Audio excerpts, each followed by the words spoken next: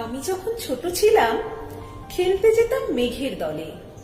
একদিন এক মেঘবালিকা প্রশ্ন করল কৌতূহলে, এই ছেলেটা নাম কি রে তোর?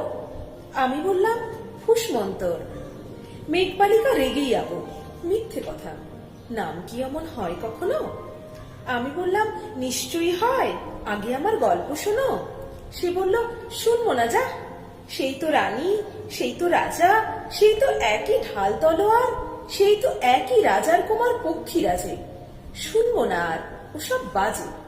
আমি বললাম তোমার জন্য নতুন করে লিখবো তবে। সে বলল সত্যি লিখবি? বেশ, তাহলে মস্ত করে লিখতে হবে, মনে থাকবে, লিখেই কিন্তু আমায় দিবি। আমি বললাম তোমার জন্য লিখতে পারি এক পৃথিবী। লিখতে লিখতে লেখা যখন সবে মাত্র ২-৪ পাতা, হঠাৎ তখন ভূত চাপলো আমার মাথায়। খুঁজতে খুঁজতে চলে গেলাম ছোটবেলার মেঘের মাঠে। গিয়ে দেখি চেনা মুক্ত একটিও নেই এ তল্লাটে। একজনকে মনে হলো ওরই মধ্যে অন্যরকম। এগিয়ে গিয়ে বলি তাকেই, তুমি কি সেই মেঘবালিকা? তুমি কি সেই? সে বলেছে মনে তো নেই, আমার সব মনে তো নেই। আমি বললাম তুমি আমায় লেখার কথা বলেছিলে। সে বলল সঙ্গে আছে, ভাসিয়ে দাও গায়ের ঝিলে।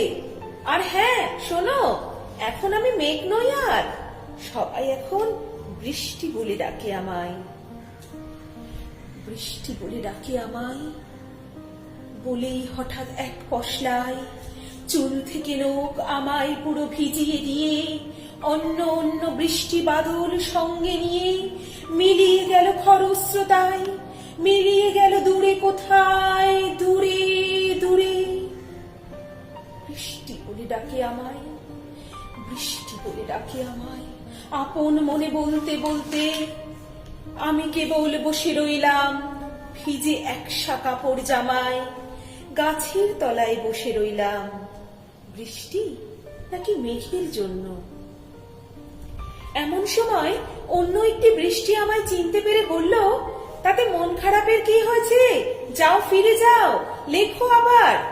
এখন পুরো বর্ষা চলছে, তাই আমরা সবাই এখন নানান দেশে ভীষণ ব্যস্ত।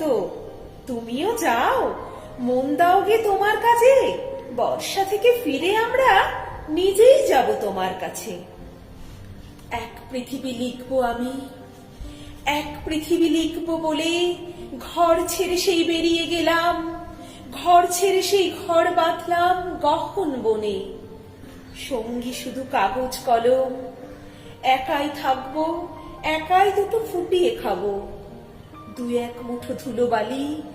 যখন যারা আসবে মনে তাদের লিখবো, লিখেই যাব। এক পৃথিবীর ১০০ রকম স্বপ্ন দেখার সাধ্য থাকবে যে রূপ কথার, সে রূপ কথা আমার একার। ঘাড় গুজে দিন লিখতে লিখতে, ঘাড় গুজে রাত লিখতে লিখতে, মুছেছে দিন মুছেছে রাত, যখন আমার লেখবার হাত অসাড় হলো।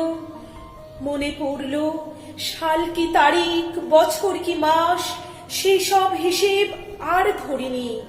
লেখার দিকে তাকিয়ে দেখি এক পৃথিবী লিখবো বলে একটা খাতাও শেষ করিনি। সঙ্গে সঙ্গে ঝমঝমিয়ে বৃষ্টি এলো খাতার উপর, আজীবনের লেখার উপর। বৃষ্টি এলো এই অরণ্যে, বাইরে তখন গাছের নিচে নাচছে ময়ূর আনন্দিত। এ গাছ ও গাছ উড়ছে পাখি, বলছে পাখি এই অরণ্যে কবির জন্যে আমরা থাকি। বলছে ওরা কবির জন্যে আমরা কোথাও হার মানিনি, আমরা কোথাও হার মানিনি। কবি তখন গুটির থেকে তাকিয়ে আছে অনেক দূরে, বনের পরে, মাঠের পরে, নদীর পরে, সেই যেখানে সারা জীবন বৃষ্টি পড়ে, বৃষ্টি পড়ে, সেই যেখানে কেউ যায়নি, কেউ যায় না কোনো দিনই।